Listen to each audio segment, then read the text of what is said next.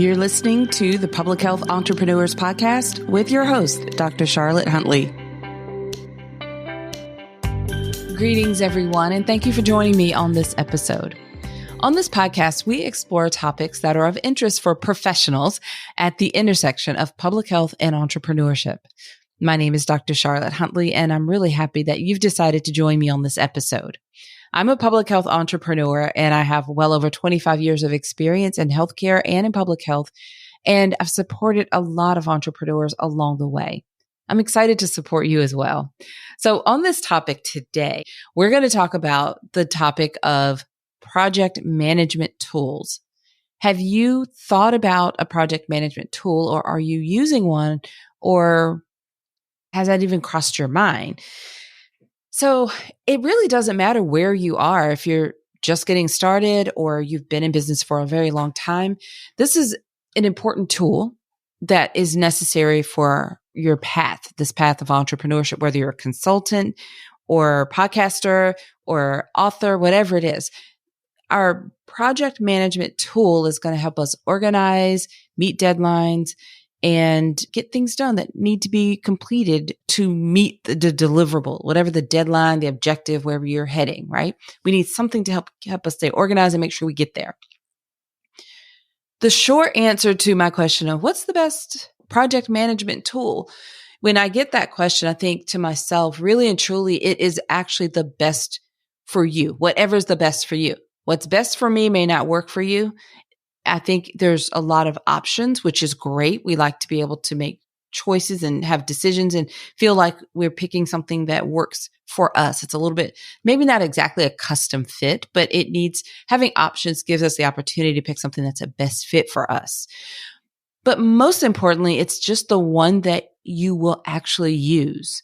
So if you're needing something to help you get started or take the next step on something, whatever project management tool is going to help you get started and either take that first or next step, that's the best one for you.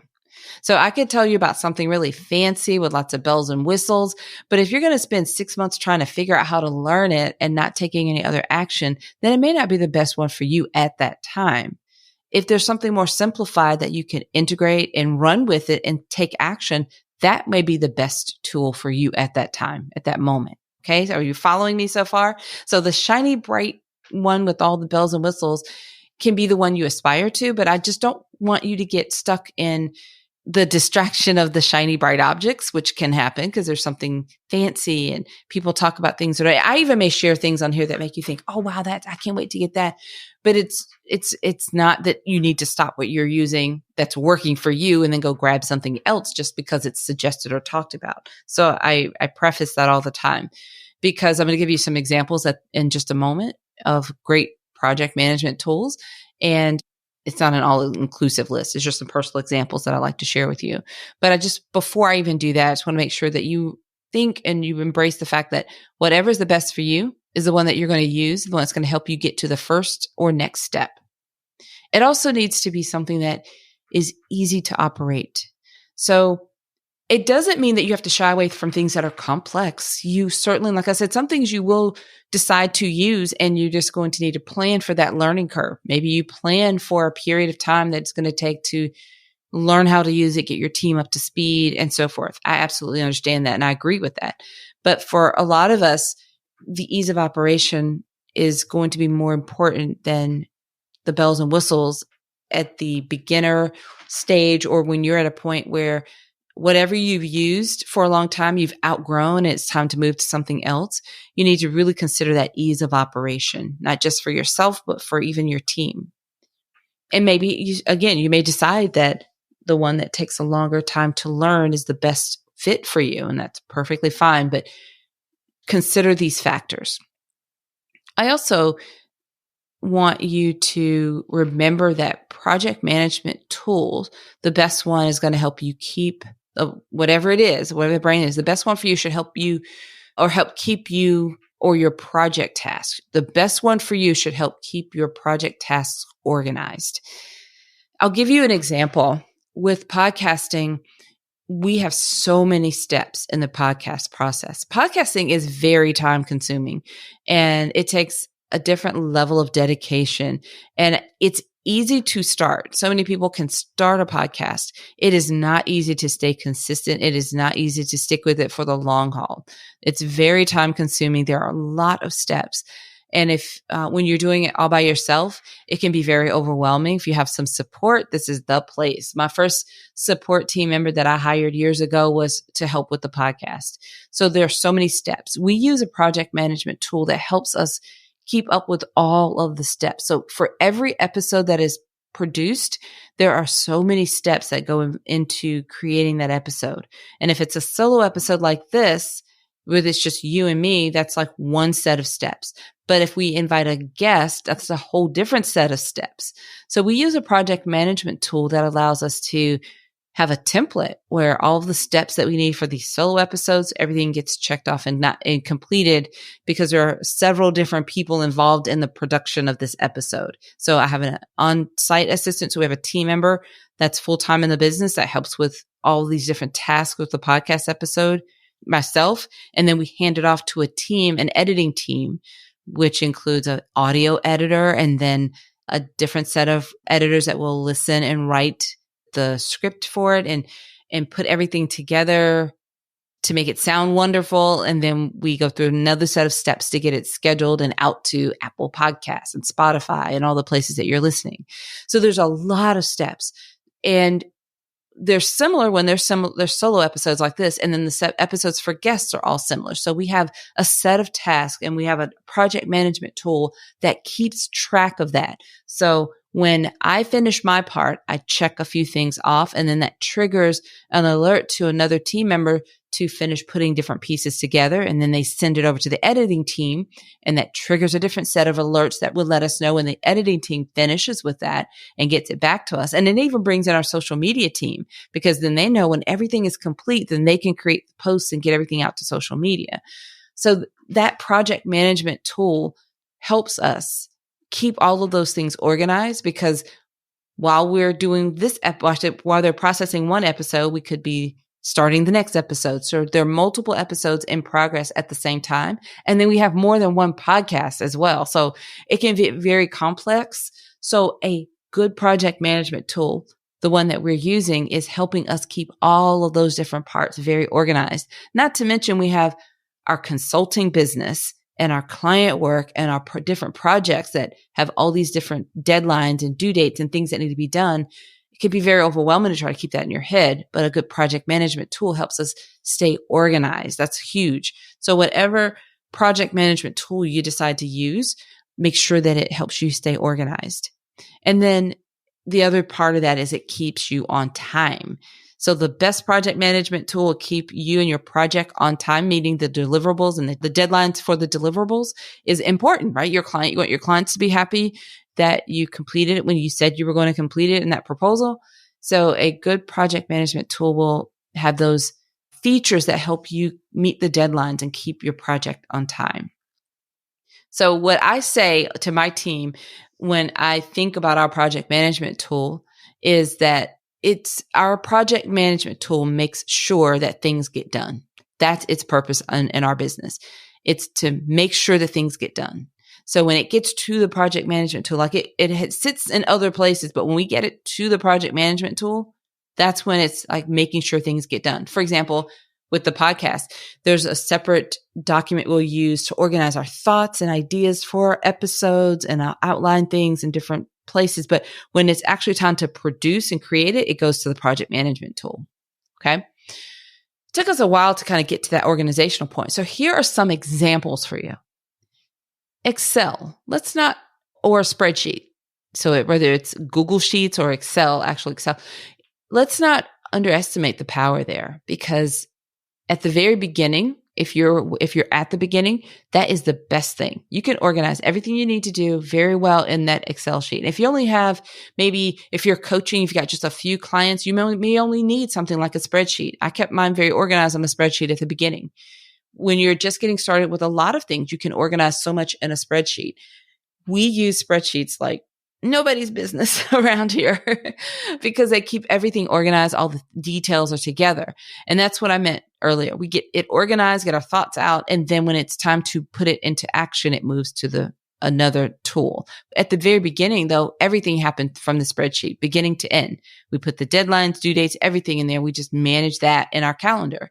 And that was our project management tool, the Excel spreadsheets and our calendars. And there's nothing wrong with that. That's absolutely wonderful to keep it simple, and it's easy to operate, and it helps keep your projects organized. It's just when you outgrow that and need something else, then you can add on to that, like we've done the other project management tool plus the Excel and the spreadsheets. We do those well. Another example of a good project management tool is Trello. Now, it's been many years since I've actually used Trello. I did use it, I want to say, it's been about 10 years ago. But it was a great tool back then. I think that I'm sure that there's been a lot of improvements. It's probably a great tool now. But Trello is one. I know other people that have used it in recent years, and it was, and they really enjoy it. So that's why I included it in my list for you to consider Trello as an opportunity for project management. It may be something that you decide is great for you and your team. Another tool that I've heard great reviews from, and I know a few people who use, is Monday.com. It's, if you like spreadsheets, then you may really like Monday.com.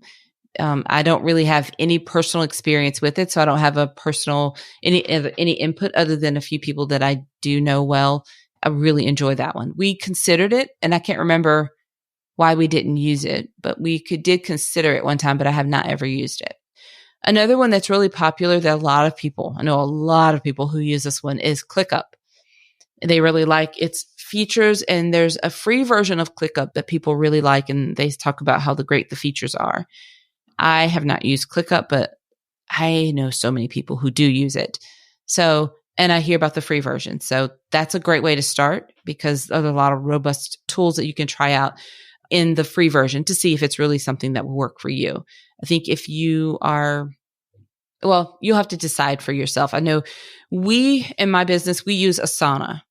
I love Asana. I've used it for a very long time. When I heard so many of my friends that use ClickUp talk about ClickUp, I had already been using Asana for a while, and it works well for us, and I didn't want to change it. And we, like I said, are so many complicated steps with our podcast production process. And we actually produce, like I said, more than one podcast. So that was a big part of it. And then we have our consulting business, and we have a lot of our team has grown so much. But way back when it was just me and one assistant, we used Asana. When it was just me, before I even added the assistant, I used Asana by myself for a very long time, and then added the assistant. And we used it on the free version for a while before we upgraded to one of the paid plans. And it's very robust, and it integrates nicely. I think all of these are great options, but we still organize everything in Excel, in spreadsheets. We use spreadsheets very well, and we then use Asana to make sure things get done. And my team absolutely loves it. They're always, even to this day, they still are discovering new features and new ways to integrate and make it even better for our team. So I still go back to what I said to you very beginning. The best project management tool is going to be the one that you will use, and that will help you get from where you are now to taking the very next step. It may be the very first step for you, but often it's just the next step. If you're listening and you're already at the point of thinking about that, you've already taken some steps. So it's not necessarily your first step. So I think the very best tool for you is going to be the one that's going to help you take the next step. It should be easy for you to operate and help you keep your tasks organized and everything on time. Like I said, make sure things get done in your business. I hope this is helpful. I love talking about these tools and automation. I don't like for you to sit on things. I think sometimes we get decision fatigue, and we struggle to make a decision on something. I think do a little bit of research and then just try one out. I wouldn't jump around, again, too much, because once you learn and you get familiar and it works for you, like when we got very comfortable, I'm scared to say the word comfortable because I don't typically like to say that. It's like almost kind of dangerous to get comfortable. But when we were using Asana, we had got it set up for us, and we really enjoyed, it was very beneficial for us. There was not a reason for us to switch. Everybody's talking about ClickUp and other things. And I believe it's a great product and it works really well for them. But we were very happy with where we were, and we had a lot of things customized. And I made the decision not to make the switch because I didn't want to go through that transition. I was very happy with where we were with Asana. And once a year, we do review some of our main products and just to make sure that we're still where we want to be. And if things, were to ever change and we needed to switch to another software, I wouldn't be opposed to it. It would take a little while to transition, and that's fine if it's what we need to do. That's the decision you make as a CEO of your business, right? You decide what's best for your business and for your team. But I think for wherever you are now, if you're needing to get your first project management tool, or you're just needing to level up the one that you've been using, then any of these options that I've suggested are good ones. And you just pick one that you would like to try and see if it will work for you. So I'd like to also remind you that we have an awesome mastermind group program. We do a lot of deep dive discussions about things like this in this group program. It is best suited for established public health entrepreneurs where we work together online and also gather together in person twice a year for a 2-day retreat. So we've had entrepreneurs come from all over the US and around the world, really, to join us in person. Enrollment for our mastermind is only open twice a year, June and December, and only to people who have submitted an application. So if you'd like to know more about our mastermind group program, then please visit our website, which is publichealthentrepreneurs.com, and submit an application. You'll find links in the description of this episode as well. As we wrap up this episode, I'd like to ask you to help us spread the word about this podcast. There are a few ways that you can do so by either sharing it directly from the podcast app that you're listening in right now, or share our website with a friend, publichealthentrepreneurs.com. Either way you decide to do so, we just appreciate you helping us spread the word about this podcast. All right, everyone. Until next time, have a fantastic rest of your day. Thank you for listening. Visit publichealthentrepreneurs.com to learn more.